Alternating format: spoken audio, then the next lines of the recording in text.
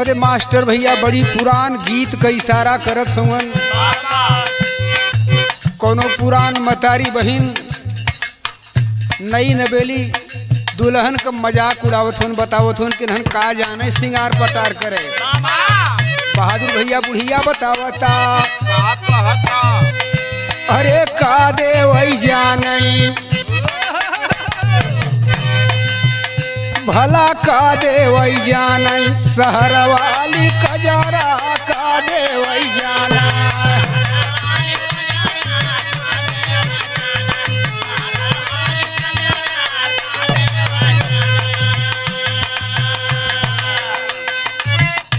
वहीं आन के बलमुआ के पूरी मिठाई आन के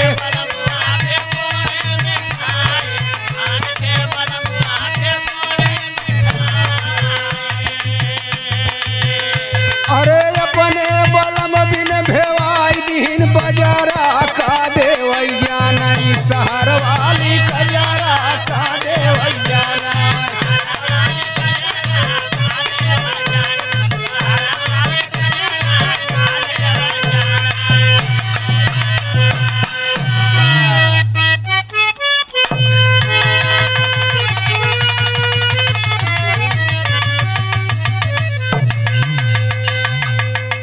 अच्छा भैया एक ठे छोट कविरहा आप लोगन के बीच पेशवा। हमारे गीत का शीर्षक हो सबसे महान धर्म। आई बिरहा बबली म्यूजिक सेंटर से आप लोगों को सुनने के लिए मिलेगा। आप लोगों से निवेदन है, प्रार्थना है, गीत सुनने के बाद शेयर करेंगे और कमेंट करके बताएंगे कि हमारा गीत, हमारी साज समाज लय आपको कैसा लगा। चला मास्टर।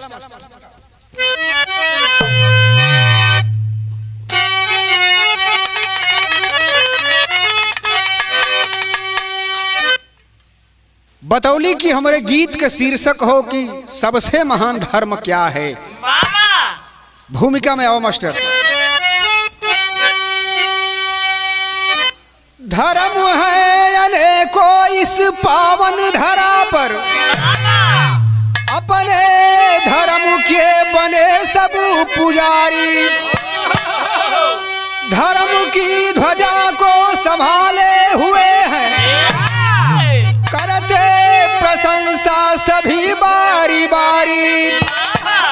किसी को है हिंदू, किसी को है मुस्लिम, किसी को तो सिख और ईसाई बताए, किसी को बौद्ध और किसी को तो जैन कहते। राष्ट्र धर्म सबसे ऊंचा कहाए।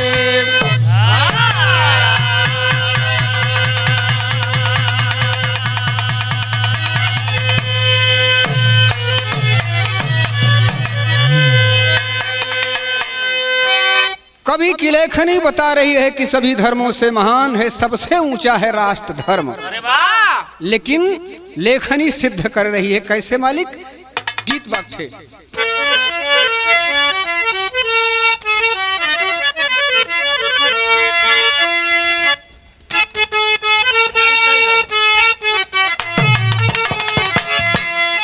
ये मरने वाले अरे मर जाते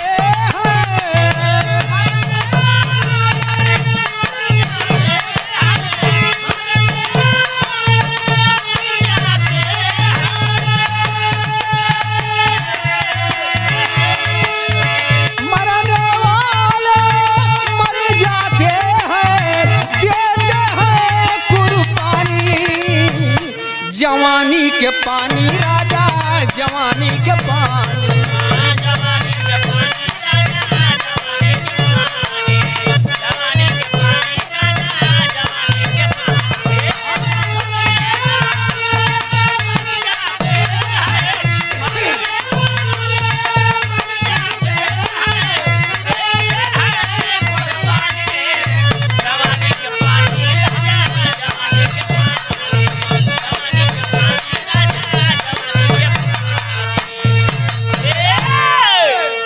बाबूजी यही लाइन में कहना है, कवि की कलम बता रही है क्या मालिक?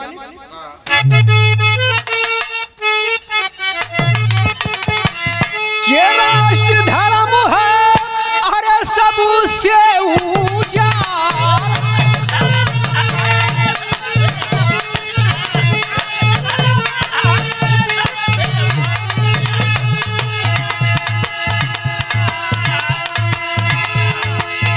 राष्ट्र धर्म है सबसे ऊंचा, जाए न देश का पानी, लगा दो जवानी वीरों, लगा दो जवानी।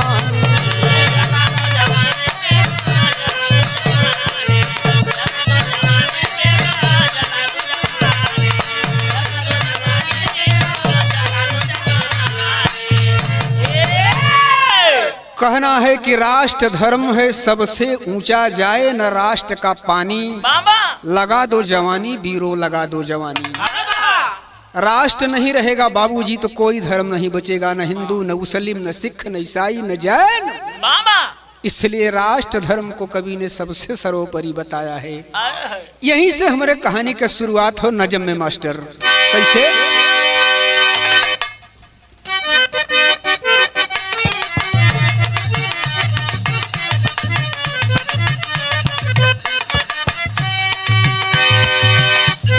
पत्नी बिका दही आसान सा ही था, हीरा दे पत्नी बिका दही आसान सा ही था, राजा जनौर कान्हड़ देव का सिपाही था।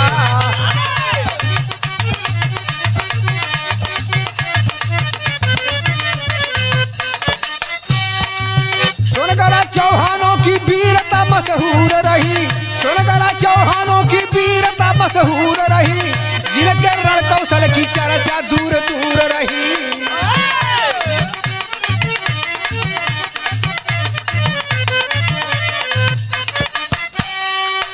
राजा कान्हड़ देव सोनगढ़ा चौहान रहे, राजा कान्हड़ देव सोनगढ़ा चौहान रहे, अपने शत्रु खातिर आंधी और तूफान रहे।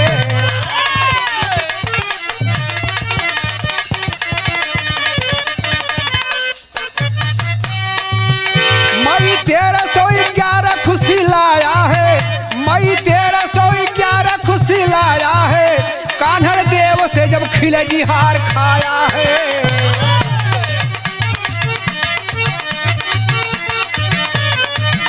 बाबा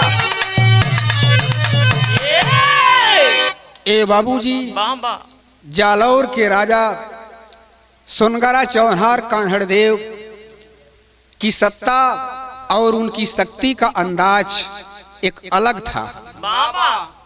रण कौशल में चौहानों की वीरता की गाथा गाई जाती थी।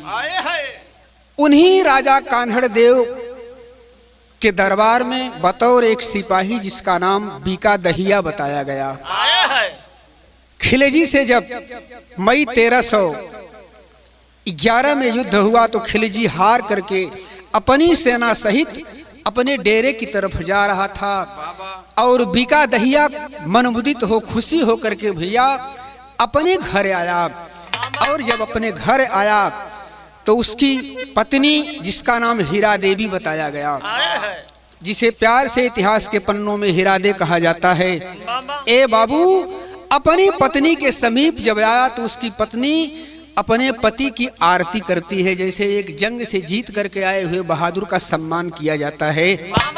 आज आरती करत हो बीका दहिया खुशी बा और उसकी पत्नी हिरादे पूछती है कि स्वामी बड़ा खुश हुआ, बताता है कि आज मैं युद्ध को जीत गया। देख लो तुम्हारे सामने खिलजी की सेना धूम दबाए हुए अपने खेमे की तरफ जा रही है। ए बाबू, इतना देख करके पत्नी खुश हुई और तब तक हिरादे एक छोटी सी गठरी अपने पति से पाती है। बीका दहिया एक छोटी सी धन की गठरी अपने पत्नी को दे रहा है और कह रही है कि स्वामी आखिर गठरी कैसन हो, युद्ध तो हम जीत गए लेकिन ये धन कैसा है, बतावत हो। गीत लगल।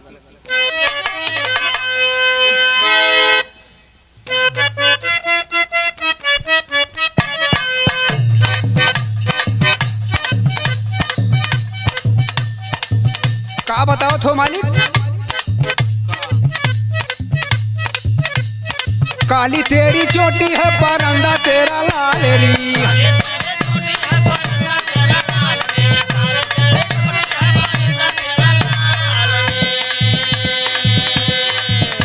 और रूप की वो रानी तू परंदे को संभाल री।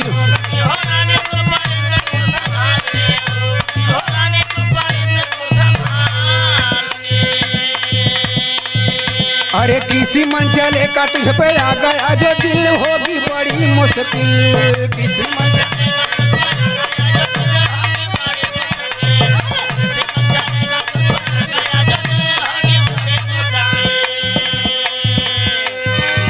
ए पंचो ए बिरहा सुने वाले प्रेमी, जब धन की गठरी पत्नी बिकादहिया अपनी पत्नी हिरादी को देने लगा तो पूछती है कि स्वामी ये धन ये संपत्ति ये बेसुहार दौलत आपको मिली कहाँ से।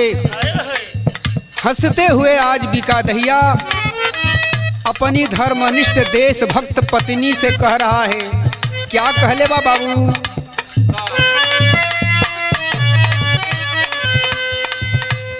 घर ईसा जोई गोरी धन की गठरिया।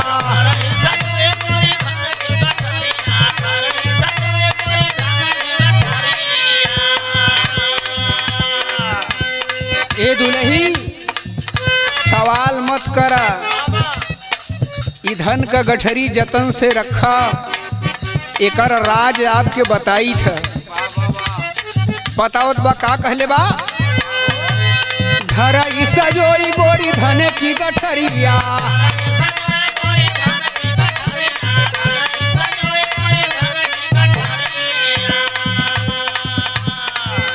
और जीती युद्ध खिले जी चमकी मोर तकदीरिया।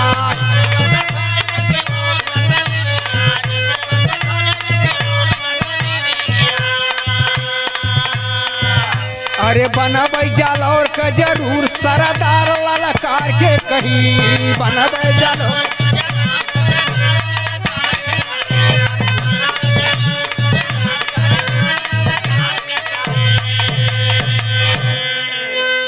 अय प्रिय बहादुर की पत्नी हो, ई धने का गठरी जोगई के रखब। कलन की स्वामी ठीक हो रखब, लेकिन ई बतावा कि मिलल कहाँ। आज बिकादहिया देश के साथ गद्दारी की नसीब एक अजीब मसला पेश कर रहा है और कह रहा है कि देखो खिलजी की सेना रास्ता पकड़ करके खेमे की ओर जा रही है। अभी आधे घंटे के बाद यही सेना पुनः जालौर किले पर चढ़ाई करेगी। कलेश की स्वामी ये सब कैसे। कैस पागल, अभी तो खिलजी हारा है, लेकिन अब चढ़ाई करेगा, खिलजी जीतेगा और मैं इस किले का सूबेदार बनूंगा, तुम्हारी भी तकदीर खुल जाएगी। पत्नी समझ गई कि पति तो हमारा गद्दार निकला, देश के साथ द्रोह किया। डांट करके कहती है कि चंद गहनों के लिए आपने समूचा देश बेच दिया। आपको पति कहने में भी मुझे शर्म आती है। और तब तक देख रही है तो वाकई में खिलजी की सेना किले की ओर चढ़ाई कर रही है। बाबूजी कहले बा का कहले बा वही लाइन में। अरे क्रोधावा में कांपे लागल हीरा देखत तनावा।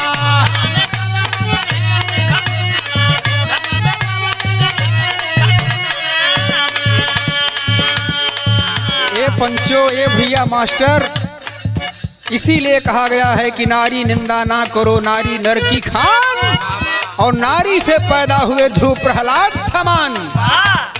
जब खिलजी की सेना पुनः किले की ओर जाने लगी तो समझ गई, अपने पति के गद्दारी का प्रमाण अपनी आंख से देख लेती है बाबू, और आंखों से ज्वाला बरस रही है। आज रणचंडी बन करके अपने पति से कह रही है, क्या कह रही है मालिक।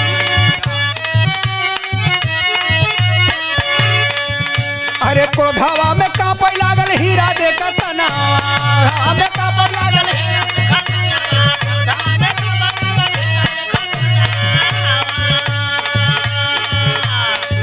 अरे किलावा का भेद कैसे जानल भेरी मनावा।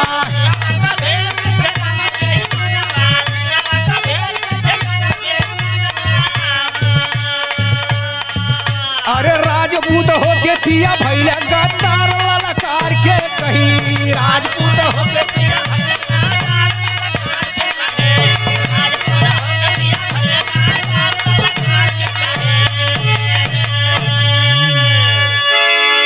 स्वामी आखिर आपने कौन सी गद्दारी किया इस देश की माटी के साथ, इस देश के साथ?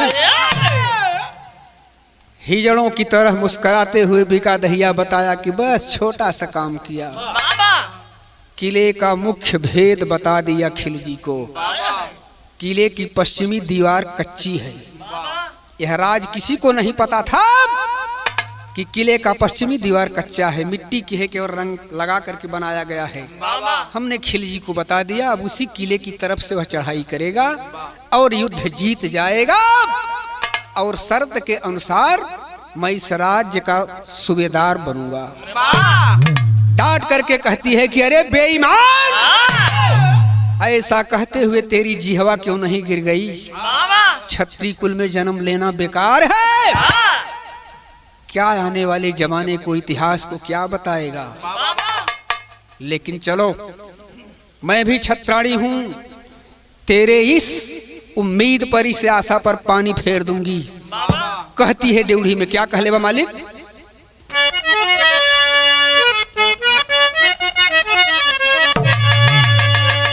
बतावत बाप की गद्दारी कैसे माटी से होई, अरे गद्दारी कैसे माटी हो, गद्दारी कैसे माटी से होई, अरे राष्ट्र से धर्म है ऊंचा, वीरों की परिपाटी। अहे संयम, मातृभूमि से, अपने देश से, अपने माटी से गद्दारी नहीं होने देगी। ये हीरा दे, जब तक इसके श्वास हैं इस देश की माटी से गद्दारी नहीं होने दूंगी। ए बाबूजी, करत काबा मालिक, आज अपने पति से बातचीत करत हो और पति बार बार यही बता रहा है कि मैं सूबेदार बनूंगा, ऐश करूंगा, ऐश की जिंदगी होगी। लेकिन आज बाबू भयल का गीत है।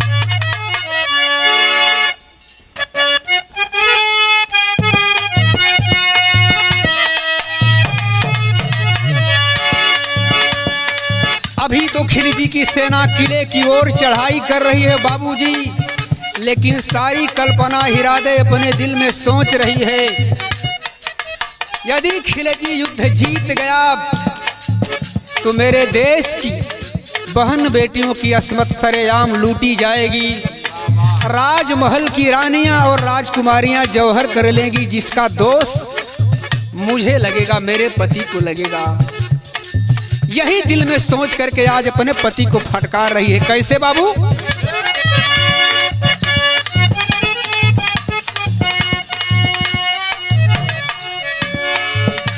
दया करी दान भक्ति का, दया करी दान भक्ति का, हमें परमात्मा देना, दया करी।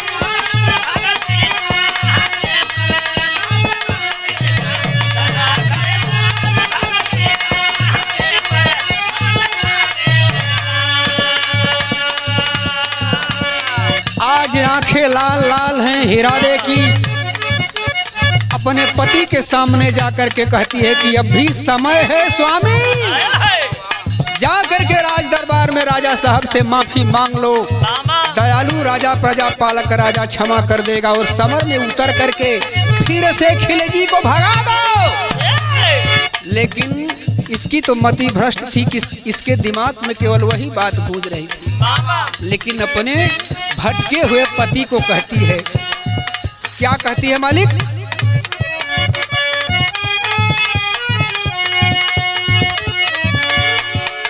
गरज करी बोली है पाला, गरज करी बोली है पाला, कहाँ मुखड़ा दिखाओगे? गरज करी बोली है पाला, कहाँ मुखड़ा दिखाओगे?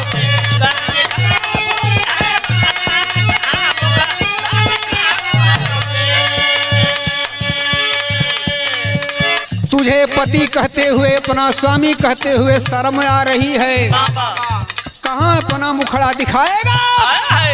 आने वाला इतिहास तेरे कुल खानदान से पूछेगा तो उसका सर शर्म से नीचा हो जाएगा। अरे वाह! लेकिन कुछ फर्क ना पड़त हो। फिर कहले बा, का कहले बा मालिक?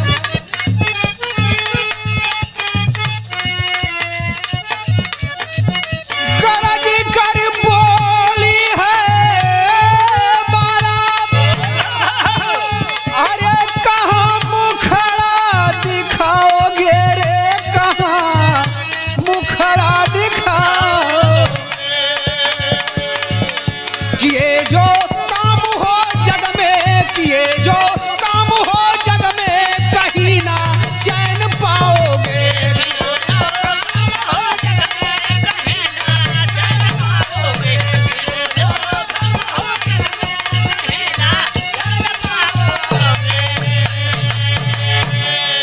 अब भी समय है, जो गद्दारी किए हो कई जन्म तक तुम्हें शांति नहीं मिलेगी। लेकिन वह केवल मुस्करा रहा है। पुनः डांट करके बोली कि आए मूर्ख, कहले बांतारा में का कहले भैया,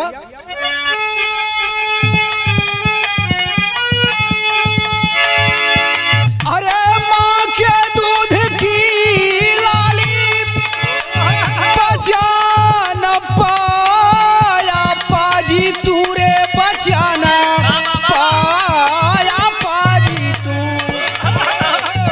ऐ सैया, जिस भारत भूमि के लिए लोग हंसते हुए कुर्बानी दे दिया करते हैं, आज तू उसी जननी को बेच रहा है।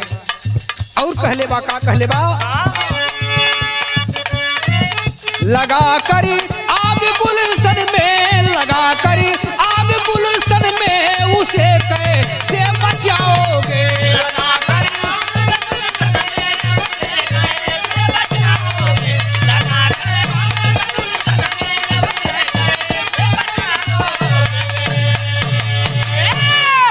नाना प्रकार की बात कहती है, लेकिन भैया बहादुर ओकरे दिल में कुछ धसत ना हो। हाथ जोड़ करके पैरों पर गिर पड़ी गिड़गिड़ाते हुए और कहती है कि स्वामी अब भी समय है, मैं भी आपके साथ चलती हूँ, चलो राज दरबार में, राजा के सामने मैं माफी मांग लूंगी। आप केवल अपनी गलती स्वीकार कर लो और समर भूमि में जो भेद बताए हो पश्चिमी दीवार के तरफ से ही वो चढ़ाई करेगा और सारी सेना लेकर के पश्चिमी दीवार पर डट जाओ। अगर आप समर भूमि में शहीद हो गए तो मैं गौरव से कहूंगी कि मेरा पति था, लेकिन उसे जरा सा भी असर नहीं हुआ पंचो। आखिरकार में ये कहती है कि यदि आप नहीं जाओगे तो बैठो घर में ऐश करो और दे दो मुझे तलवार, मैं स्वयं जा रही हूँ। ए बाबूजी, तलवार म्यान से खींच लेती है अपने पति के और समर भूमि की ओर जाना चाहती है। बिका दहिया दौड़ करके उसे रोकना चाहता है, लेकिन भैल का मालिक पापट में।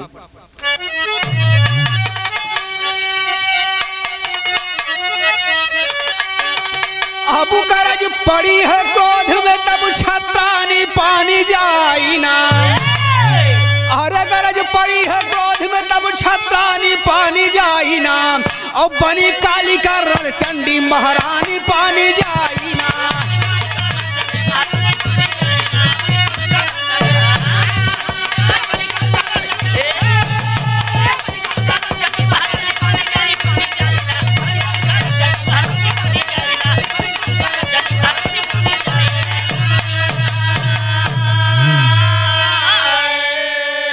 के झुका पति रोके खातिर दिहली तलवार चलाई हो, पति धर्म से राष्ट्र धर्म ऊंचा आवाज लगाई हो। अरे गर्दन छटी गए कुपित भय महारानी पानी जाई ना, और गद्दारी के मिट गई नाम निशानी पानी जाई ना।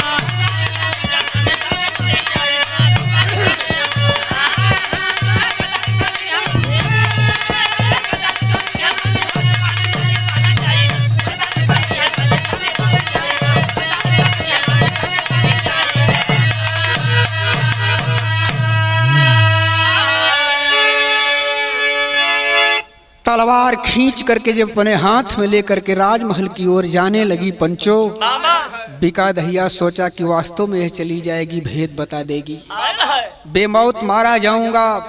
दौड़ करके अपनी पत्नी को रोकना चाहता है, लेकिन वो तो क्रोध में आग बबूला तलवार चला देती है। पति का सर कट करके जमीन पर गिर गया बाबूजी। जब जमीन पर उसका सर कट करके गिरा तो और क्रोध की ज्वाला भभक पड़ी और करती है क्या, आज हिरा दे आल्हा की भाव।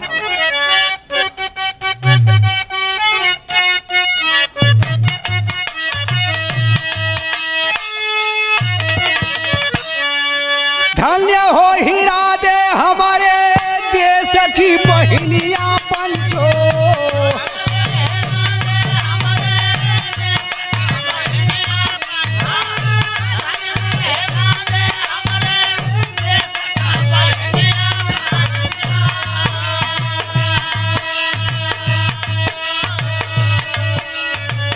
हाथवा में सोहज करे खूनी तलवार।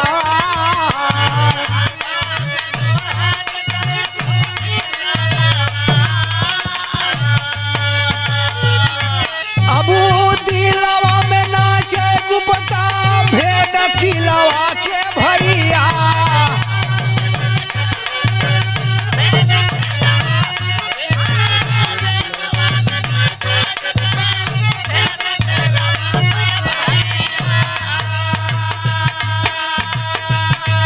अरे पश्चिम ओरी किलवा के कच्ची बा दीवार।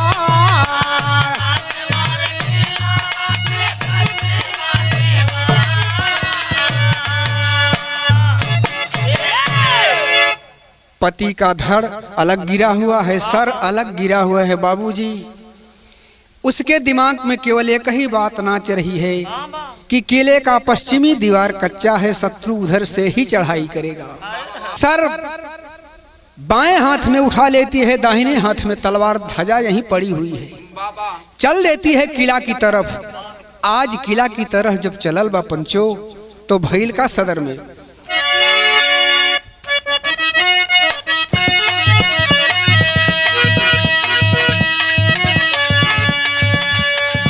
अरे तोड़ के दीवार कैसे घुसी है मुदैया।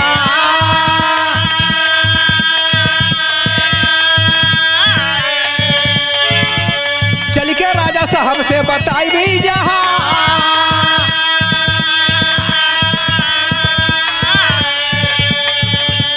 बाएं हाथ से सिरावा उठाई दुल्हा के।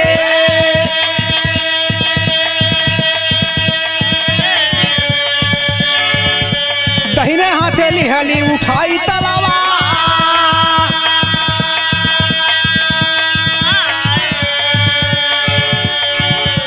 ए पंचो बाएं हाथ में पति का कटा हुआ सर, दाहिने हाथ में तलवार ले करके दरबार की तरफ चलती है मेरे देश की बाला।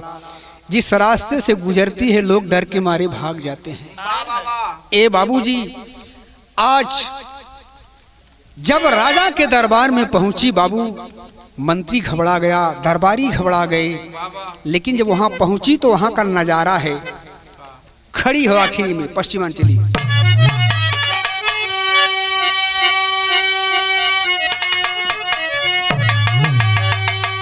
अरे बाएं पति के शीश उठाई, अरे दाहिने में तलवार सुहाई। तो चली भाई राजा की महाली आहिरा दे बपूरी।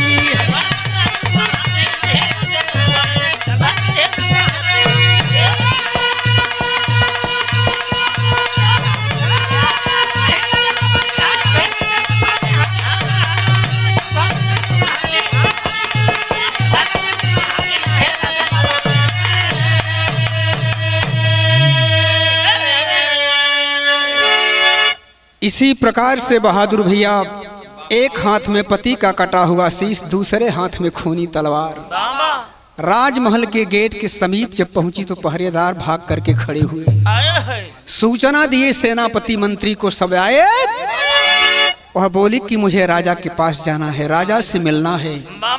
लोग घबरा गए कि हो सकता है राजा को भी मार दे, लेकिन वो कहती है कि ऐसा कुछ नहीं, मुझे राजा से मिलना है। लेकिन भइल का दृश्य देख के गली गली में मच गया हाहाकार।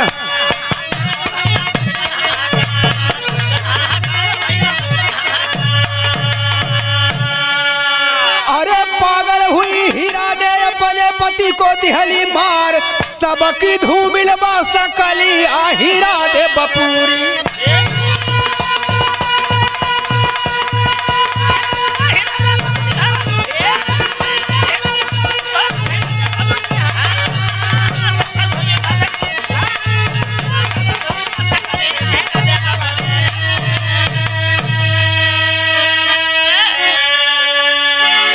मुख्य द्वार पर जब पहुंची बाबू, सब घबरा जाते हैं। राजा साहब ने आदेश दिया कि उसको आने दो। सेनापति कहा, सरकार एक कटा हुआ व्यक्ति का सर हाथ में लिया है, कहे उसकी कोई चिंता नहीं, मुझे भी मार देगी तो भी कोई परवाह नहीं कि इसे आने दो। बाबूजी राजा के पास जाती है वह वीरांगना और कहती है, क्या कहती है? पहुंची दुर्गा के मुख्य द्वार पर रक्षक गए घबराई।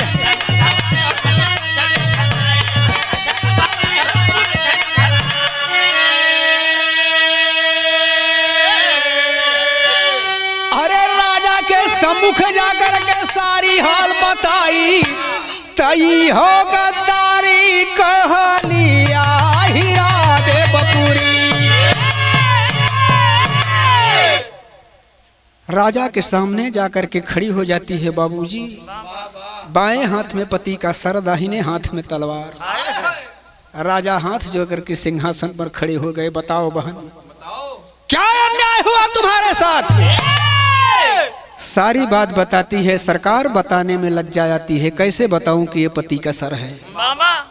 इस सर की कीमत आज भेड़ बकरे के सर से भी गई गुजरी है तो मेरे पति का सर, लेकिन इसकी कीमत खरगोश जंगली जानवरों से भी कम कीमत है जो मेरे हाथ में सर झूल रहा है। राजा कहा कि बहन सारी बात बताओ, सच बताओ। बताती है पिछली सारी कहानी। सरकार, मेरे पति का सर है जो आपके दरबार में बताओ सिपाही का काम करता है। इसने किले का भेद बता दिया है खिलजी को, और खिलजी की सेना किले की तरफ चढ़ाई करने के लिए आ रही है। इसलिए मैंने अपने पति के सर को आपके सामने पेश कर दिया, जिससे यह कलंक मिट जाए। आय हाय, इतनी बात जानने के बाद आज राजा कहत हूँ, का कहत हूँ?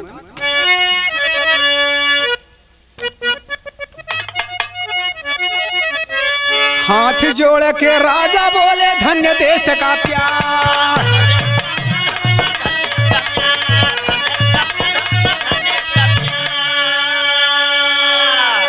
हाथ जोड़ करके राजा बोले कि धन्य है तेरी राष्ट्र भक्ति, धन्य है तेरा राष्ट्र प्यार जो तेरे नजरों में नाच रहा है बहन। लेकिन एक बात बड़ी बढ़िया राजा कहलन, का कहलन? हाथ जोड़ कर राजा बोले, धन्य देश का प्यार।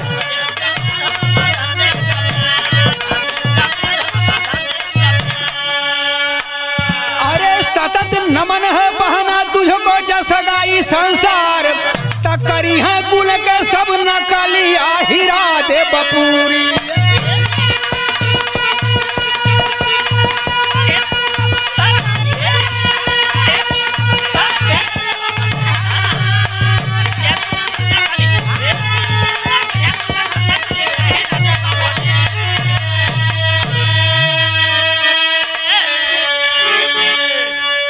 राजा जब जान लिए कि किले का भेद खिलजी जान गया है और अपनी सेना सहित किले पर चढ़ाई कर रहा है, तो राजा आदेश दिए सेनापति को और प्रणाम किए उस वीरांगना बहन को। धन्य है तेरे राष्ट्र के प्यार को नमन करता हूँ। आने वाला जमाना तेरी इस बहादुरी की सौगात पर नकल करेगा।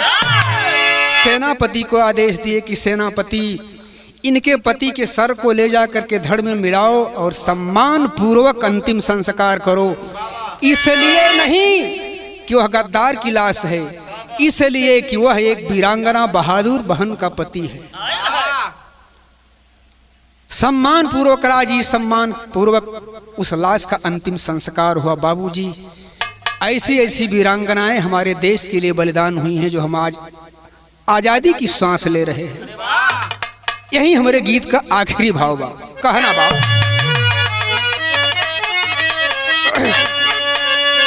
गुरु बिहारी गुरुपत्तु गुरु जय मंगल दर्शाए।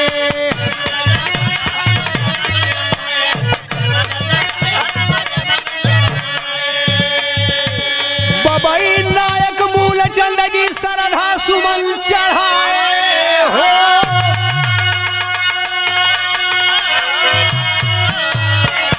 अबू गद्दारी कैसे माटी से होई, केशव पाल सुदामा रथ का बनवारी, गद्दारी कैसे माटी